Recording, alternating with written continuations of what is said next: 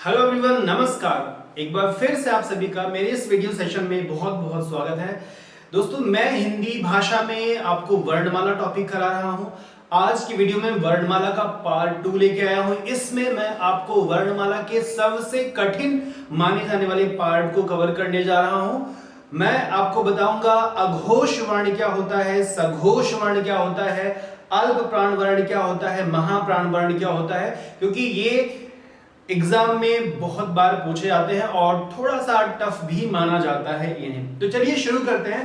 थोड़ा tricky concepts मैं बताऊंगा। अगर आप पूरी वीडियो देखते हैं तो आपको निश्चित रूप से हमेशा हमेशा के लिए ये याद रहेगा कि अघोष क्या होता है, सघोष क्या होता है, अल्प प्राण क्या होता है, महाप्राण क्या होता है। तो सबसे पहले छोटा सा रिकैप। हमने लास्ट वीडियो में आपको बताया था कि स्वर क्या होता है और स्वर की संख्या कितनी होती है, व्यंजन क्या है, व्यंजन की संख्या कितनी होती है, व्यंजन कितने प्रकार के होते हैं, ये सब हमने पहले डिस्कस कर लिया है।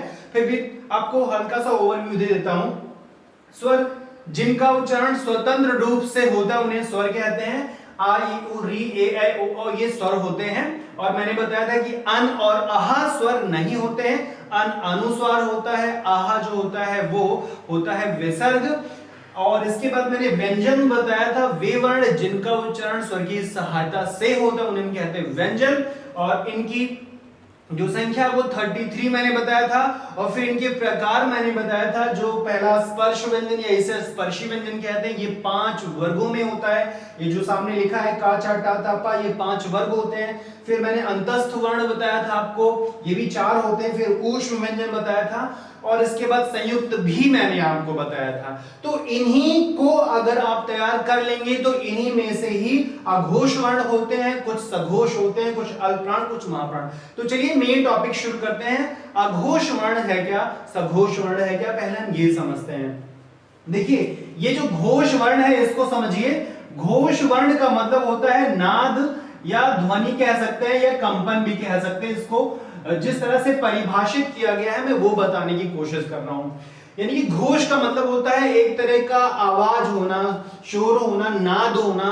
साहित्यिक भाषा में, व्याकरण की भाषा में नाद शब्द का प्रयोग किया जाता है। तो ऐसे वर्ण जिनके उच्चारण में घोष होगा उन्हें सघोष। सघोष का मतलब नाद के साथ, घोष के साथ। तो सघोष का मतलब के साथ सा लग जाता है तो उसको समाहित करके ये कहा जाता है। सघोष का मतलब घोष के साथ और अघोष का मतलब घोष के साथ नहीं। तो अघोष लिखा है यानी ऐसे वर्ण जिनके उच्चारण में स्वर ग्रंथियों में नाद नहीं उत्पन्न होता है, कंपन नहीं उत्पन्न होता, उन्हें अघोष वर्ण कहते हैं। क्या कहते हैं? अघोष वर्ण कहते हैं। जिनके उच्चारण में स्वर ग्रंथियों में कोई कंपन नहीं होता है, कोई घोष या कोई नाद नहीं होता है, उन्हें अघोष वर्ण कहते हैं। ये तो सिंपल सी डेफिनेशन। और इसकी जस्ट अपोजिट, जस्ट विपरीत जिसको कहते हैं, ठीक उल्टा इसका सघोष होगा। यानी जिनके उच्चारण में स्वर ग्रंथियों में नाद उत्पन्न होता है, घोष उत्पन्न होता है, उन्हें सघोष कहते हैं। ये तो परिभाषा एकदम क्लियर। लेकिन कौन कौन सा घोष है, कौन कौन अघोष है, ये याद रखना ज्यादा जरूरी है। तो देखिए यहां मैंने लिखा है 1 2 शा शा सा। ठीक है, तो अघोष वर्ण में आते हैं 1 2 का मतलब, यहां जरा ध्यान देंगे आप, ये जो हमारा ये स्पर्श व्यंजन है। स्पर्श व्यंजन में ये मैंने क्रम यहां लिखा हुआ है 1 2 3 4 5। ठीक, तो ये पहला, दूसरा, तीसरा, चौथा, पांचवा ये वर्ण है। तो अघोष में जो वर्ण आएंगे वो ये आएंगे, पहले और दूसरे सभी वर्गों के प्रथम और द्वितीय वर्ण ये आएंगे आपके। और इसके साथ साथ और कुछ आता है तो वो ये आता है शा शा शा, यानी कि यहां से इनको आप ले सकते हैं। ये अघोष वर्ण होते हैं। और इसके साथ साथ आप ये भी याद रखेंगे कि सघोष कौन से हैं। तो पहले हम देखेंगे यहां पे। तो यहां मैंने बताया आपको कि 1 2 का मतलब हो गया 12। इसको याद करने के लिए इसको हम 12 कह लेते हैं कि 12 नंबर। और उसके बाद शा। शा में 3 शा होते हैं, तालव्य शा, मूर्धन्य शा और दंती शा।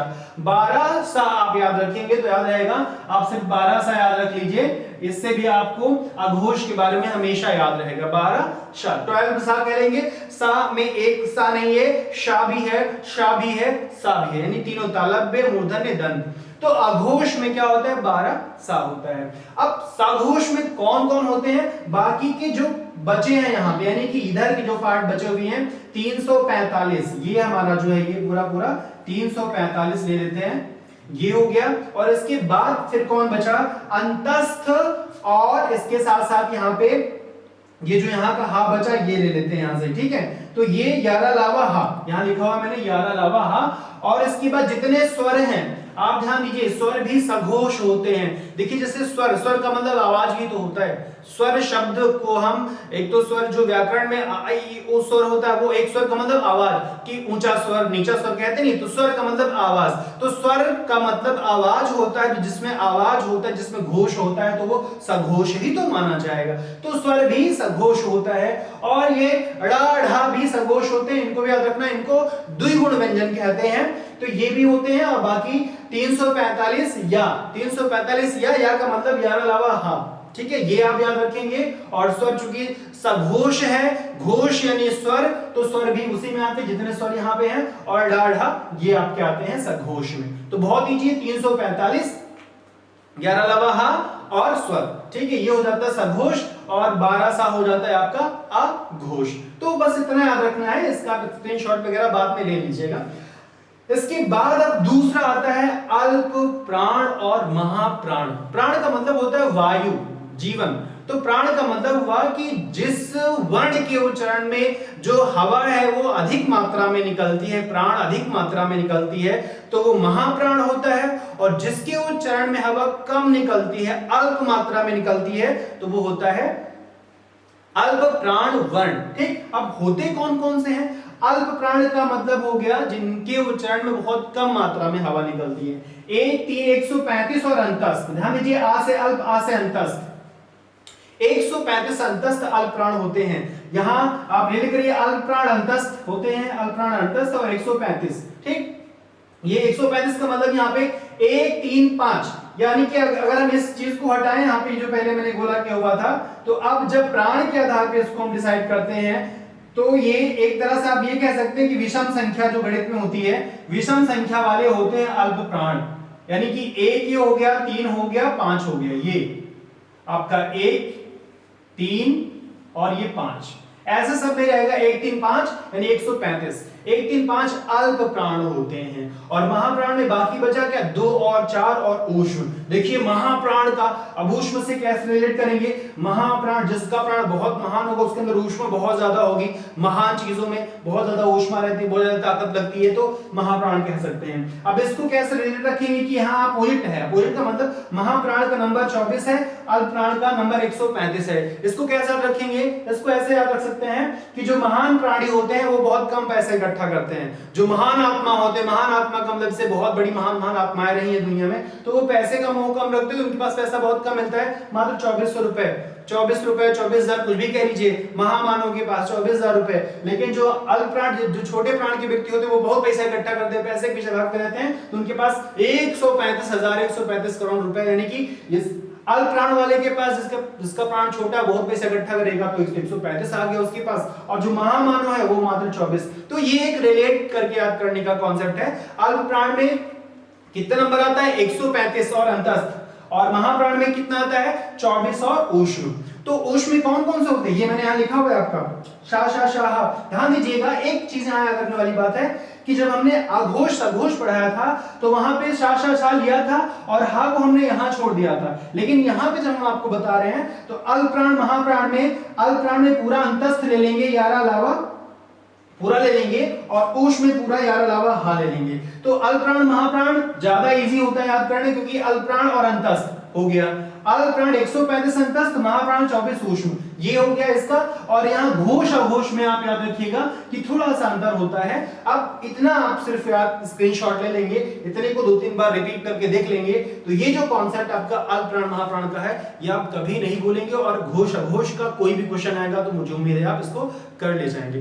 तो वर्णमाला के टॉपिक में इतना ही है जितना मैंने लास्ट वीडियो में बताया था। और अगर इतना आप तैयार कर लेते हैं तो वर्णमाला का टॉपिक आपका पूरी तरह से तैयार हो जाएगा, और एग्जाम में इससे आने वाले प्रश्नों को आप आसानी से कर पाएंगे। तो इस वीडियो में इतना ही।